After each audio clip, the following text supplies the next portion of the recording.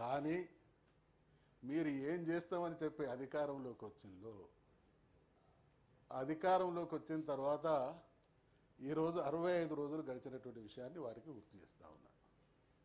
ఇంకా 35 రోజులైతే వారు అన్నటువంటి 100 రోజులు కూడా పూర్తి కాబోతున్నటువంటి విషయాన్ని వారికి గుర్తు చేస్తూ ఉన్నాను. మరి 35 రోజులు ముందు పెట్టుకొని 13 హామీల్లో వారి చెప్పినటువంటి వాటికే ప్రధానంగా నేను మళ్ళీ అదే విషయాన్ని గుర్తు చేస్తూ ఉన్నా. 4 లక్షల ఇండ్లు ఇస్తామన్నారు. దానికి చేసినటువంటి కేటాయింపులు చూసినాము. కేటాయింపుల ఫలితం ఏమవుతుందంటే వాళ్ళు అన్నటువంటి ఇళ్లలో సగం మాత్రమే అవుతాయి. మిగతా స్కీముల సంగతి ఏంది, మిగతా హామీల సంగతి ఏంది అనేటువంటిది గుర్తు చేయడం మా బాధ్యత కాబట్టి గుర్తు చేస్తున్నాం. మీరు కనుక 100 రోజులలో మీరు అన్నటువంటి కార్యక్రమాలన్నీ ప్రారంభిస్తే మనస్ఫూర్తిగా మీకు ధన్యవాదాలు తెలియజెప్పుకునేటువంటి మొదటి వ్యక్తిగా నేను ఉంటాను అనేటువంటి విషయాన్ని గుర్తు చేస్తూ ఉన్నాను.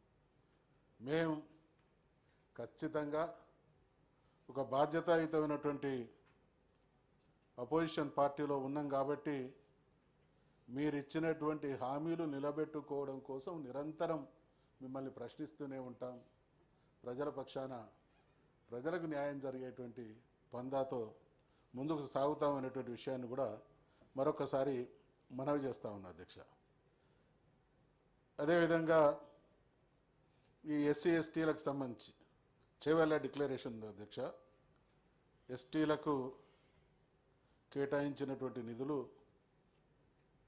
ఎస్సీలకు కేటాయించినటువంటి నిధులు 21,874, ఎస్టీలకు కేటాయించినటువంటి నిధులు 13,313 అధ్యక్ష. చేవెళ్ళ ఎస్సీ ఎస్టీ డిక్లరేషన్ ప్రకారం అంబేద్కర్ అభయహస్తం పథకానికి వీరిది ప్రోగ్రాం కింద ఎస్సీ ఎస్టీలకు ప్రతి కుటుంబానికి 12 లక్షల రూపాయల ఆర్థిక సాయాన్ని అందిస్తూ ఉన్నారు అధ్యక్ష. మరి వారి సంఖ్యంతో బడ్జెట్లో వారి కేటాయింపులు అయితే నేను చూడలేకపోయాను అధ్యక్ష. సమ్మక్క సారలమ్మ గిరిజనాభివృద్ధి పథకం కింద అధ్యక్ష ప్రతి గ్రామ పంచాయతీకి ప్రతి సంవత్సరం 25 లక్షల రూపాయలు కేటాయిస్తూ ఉన్నారు అధ్యక్ష. తెలంగాణలో నాకు తెలిసి ఈ ఎస్టీ గ్రామ పంచాయతీలు 3,146 ఉన్నాయి అధ్యక్ష. ఇది ప్రతి సంవత్సరం ఇస్తామన్నారు అధ్యక్ష. నేను ఎంఫసిస్ చేసే పాయింట్ ఏంటంటే వాళ్ళ హామీలలో 5 సంవత్సరాల్లో ఒకసారి 25 లక్షలు ఇస్తామనేటువంటి మాట కాకుండా ప్రతి ఏటా స్పష్టంగా 25 లక్షలు ప్రతి గ్రామ పంచాయతీకి ఇస్తామనేటువంటి మాటను చెప్పడం జరిగింది అధ్యక్ష. దీనికి 766 కోట్లు అవుతున్నాయి అధ్యక్ష. దీని ప్రస్తావన ఎక్కడ లేదు అధ్యక్ష. ఇక రకరకాల హామీలు, ఎస్సీ కార్పొరేషన్లు, ఎస్టీ కార్పొరేషన్లు, బీసీ కార్పొరేషన్లు, ప్రతి కులానికి ఒక కార్పొరేషన్ సరిపడేటువంటి నిధులు అన్నారు అధ్యక్ష. వాటి ప్రస్తావన కూడా ఎక్కడ లేదు అధ్యక్ష. అదే రకంగా అభయహస్తం మేనిఫెస్టో పేజ్ నెంబర్ 14లో మైనార్టీల గురించి ఉన్నది అధ్యక్ష. మైనార్టీలకు 4,000 కోట్లను కేటాయిస్తామని చెప్పింది అధ్యక్ష. కానీ ప్రస్తుత బడ్జెట్లో కేటాయించింది 2,620 కోట్లు మాత్రమే అధ్యక్ష. బీసీ సబ్లాన్ను మొదటి సమావేశంలోనే చట్టబద్ధత తీసుకొస్తామన్నారు అధ్యక్ష. ఇక తమరే చెప్పాలి అధ్యక్ష దీనికి ఏం జరిగిందో. బీసీ సంక్షేమానికి ఏడాదికి 20,000 కోట్ల చొప్పున 5 సంవత్సరాల్లో 1,00,000 కోట్లు కేటాయిస్తామన్నారు అధ్యక్ష. ఈ సంవత్సరం కేటాయించింది బహుశా 8,000 కోట్లు మాత్రమే అధ్యక్ష.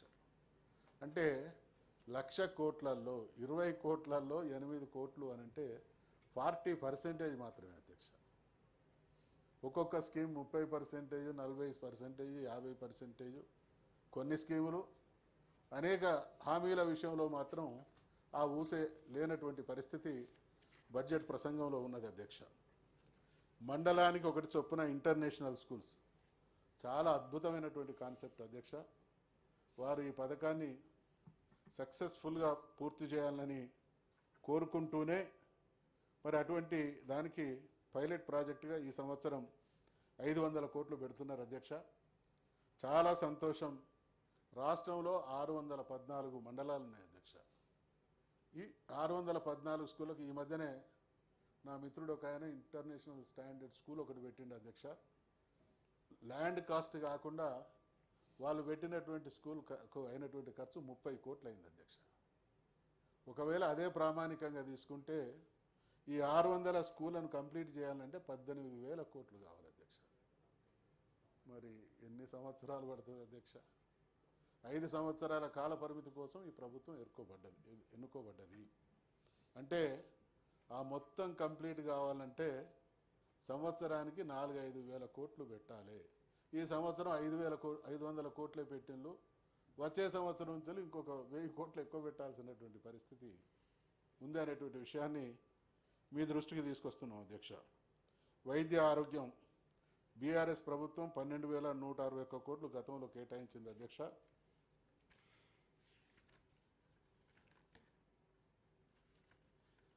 అభయహస్తం మేనిఫెస్టో పేజ్ నంబర్ 24లో ఇచ్చినటువంటి హామీ ప్రకారం బడ్జెట్ను ఈ రంగానికి రెట్టింపు చేస్తామన్నారు అధ్యక్ష. కానీ కేటాయించింది మాత్రం 11,500 కోట్లు మాత్రమే అధ్యక్ష. అంటే ప్రతి హామీ, ప్రతి వారు 6 గ్యారంటీలు, వీటిలలో చెప్పినటువంటి మాటలకు కేటాయింపులకు ఏమాత్రం పొంతం లేదనేటువంటి విషయాన్ని తమరి ద్వారా ప్రభుత్వ దృష్టికి తీసుకొస్తా ఉన్న అధ్యక్ష. ముఖ్యమంత్రి రేవంత్ రెడ్డి గారు లేదా ఈ ప్రభుత్వం అనుక్షణం బీఆర్ఎస్ ప్రభుత్వం మీద అప్పులు అప్పులు అప్పులు అనేటువంటి ఆరోపణలు చేస్తూ ఉన్నాయి అధ్యక్ష. అసలు ఈ దేశంలో కాంగ్రెస్ పరిపాలించినప్పుడు కానీ ఇప్పుడు కానీ అప్పులు చేయనటువంటి కేంద్ర ప్రభుత్వం కానీ రాష్ట్ర ప్రభుత్వాలు కానీ ఉన్నాయి అధ్యక్ష. మరి ఈ ప్రభుత్వం ఈ సభకు హామీ ఇస్తుందా అధ్యక్ష, మేము అప్పులు చేయకుండా ప్రభుత్వాన్ని నడుపుతామని? ఈ ప్రభుత్వం ఈ సంవత్సరం మరి ఎన్ని కోట్ల అప్పులు చేయడం ద్వారా ఈ ఆర్థిక సంవత్సరం పూర్తి కాబోతుందో మనకేం అర్థమవుతలేదా అధ్యక్ష?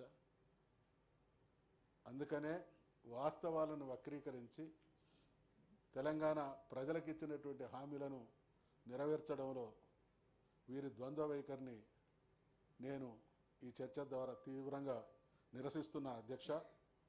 ఇక చివరగా, పరిపాలన అంటే బురద జల్లే ఏకసూత్ర కార్యక్రమం కాదు. ఎదుటివారిపై బురద జల్లుతూ పబ్బం గడపలేరు.